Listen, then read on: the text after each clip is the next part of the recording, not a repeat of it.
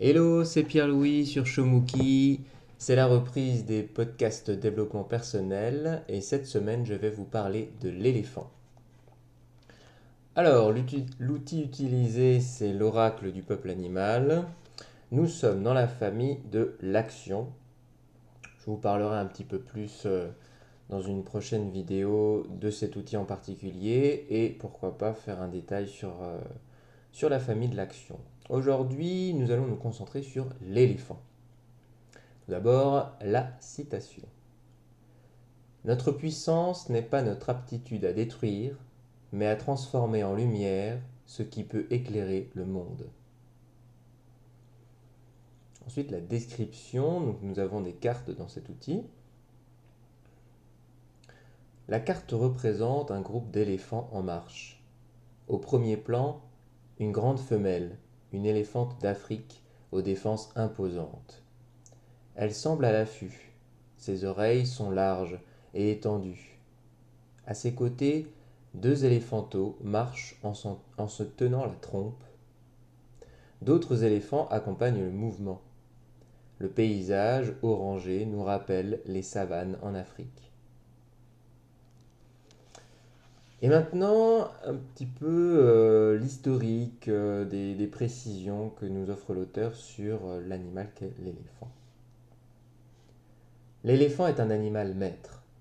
Comme la baleine dans les océans, l'éléphant incarne la sagesse sur la terre. Sa lourdeur est proportionnelle à sa délicatesse et à sa conscience. L'éléphant est un animal adroit et très habile. L'éléphant d'Asie et l'éléphant d'Afrique sont les seuls survivants des quelques 300 espèces de mammifères à trompe et à cornes qui ont peuplé la Terre autrefois. La vie de l'éléphant est très sociale. Les structures sont matriarcales. Ce sont les femelles qui décident des mouvements de la troupe. Ce sont elles qui trouvent les sources d'eau, car les éléphants ont besoin de s'hydrater tous les jours et de consommer chaque jour 200 kilos de fourrage, ce qui les oblige à un mouvement et à un style de vie nomade. La structure matriarcale est très importante. Les mâles vivent seuls. L'éléphant est un élément pacifiste. Malgré sa taille et sa puissance, c'est un herbivore qui aspire à la paix. Ce pachyderme est fidèle et solitaire, et solidaire. Les petits sont protégés par le troupeau. Lorsqu'une mère est abattue, l'éléphanteau préfère généralement se laisser mourir auprès d'elle que de suivre le clan. De plus, l'éléphant a une grande mémoire. On a vu des éléphantes retrouver les os d'un petit disparu une année après sa mort et s'en sentir ému. La lenteur, la sagesse sont les qualités de l'éléphant. L'éléphant dispose de la patience, du non-agir, du courage, de la puissance d'action et du discernement nécessaire. L'éléphant n'agit que lorsque l'action peut être utile et maîtrisée. Le reste du temps, il parcourt les kilomètres pacifiquement et découvre son territoire. Son intuition et sa délicatesse sont telles qu'il semble capable d'entendre le déplacement des nuages. Quelques mots-clés à présent. La puissance, l'honneur, la fidélité, la dignité, la mémoire, la persévérance, les structures solides, les fondements, le pouvoir, la réussite, le discernement, le bon sens. Lorsque l'éléphant vous apparaît dans le tirage, c'est pour vous interroger sur la structure de vos initiatives. L'éléphant marche lentement, il fait un pas après l'autre. Se mouvoir demande de l'effort. C'est pourquoi il évite les mouvements inutiles, les allers-retours incessants. L'éléphant dans le tirage vient vous proposer de mener à bout ce qui vous tient à cœur. L'être qui est accompagné par l'éléphant est souvent un homme de pouvoir. L'éléphant vous accompagnera à mener à bien des projets humanitaires, politiques, sociaux. Il a la puissance pour relever des défis d'envergure, pour vous aider à prendre une place centrale dans une négociation, dans une décision. Coopérer avec l'esprit de l'éléphant, c'est prendre sa place sur la terre, imposer des idées novatrices. L'éléphant vous invite à défendre votre territoire, mais de façon non belliqueuse, totalement pacifiste. En Inde, l'éléphant est associé à Ganesh, qui est un dieu populaire.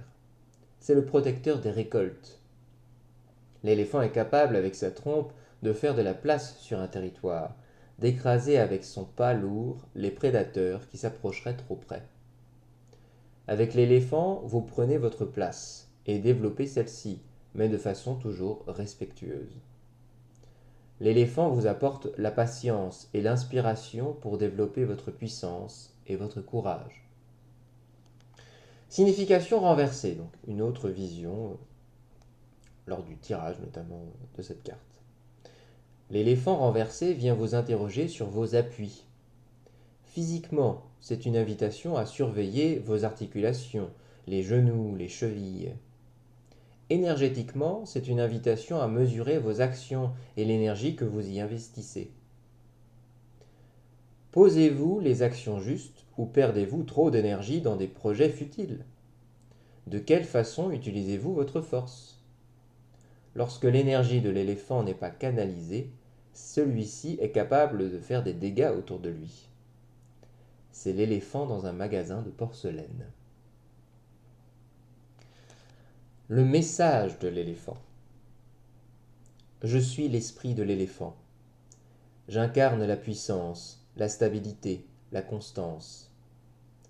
Avec moi, tu pourras entreprendre des projets d'envergure, tu peux te permettre d'avoir de l'ambition, de te lancer dans des défis qui vont aider le monde. Dans toute l'Asie, les monarques, les souverains aiment s'asseoir sur mon dos pour affirmer leur pouvoir. Ils me décorent, me maquillent de façon à honorer mon énergie puissante. Si je viens te visiter, c'est que tu es la race des monarques. Je t'invite à monter sur mon dos. Je t'aiderai à retrouver la confiance en toi, à assurer ton pouvoir.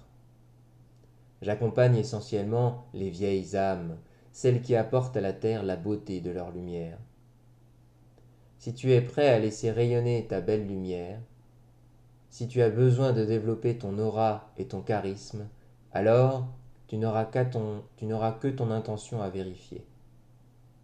Souhaites-tu réellement développer ta puissance pour éclairer le monde? Prends le temps de répondre, car avec moi, ton rythme va changer. Prends le temps de vérifier que c'est par l'amour de la lumière que tu souhaites développer ta puissance.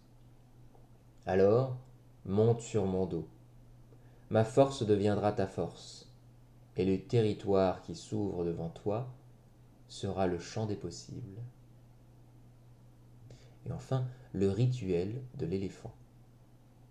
Je rends hommage à l'éléphant. Je reconnais la puissance de l'ancêtre des animaux terrestres. Je me connecte au savoir de ta vieille âme.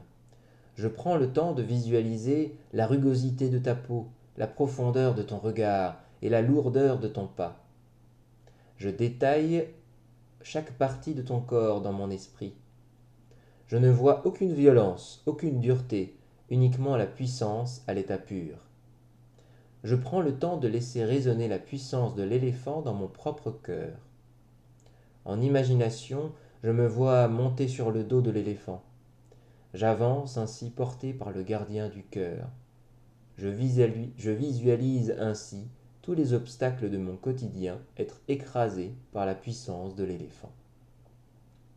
Merci pour votre écoute et à la semaine prochaine pour un nouveau podcast de développement personnel.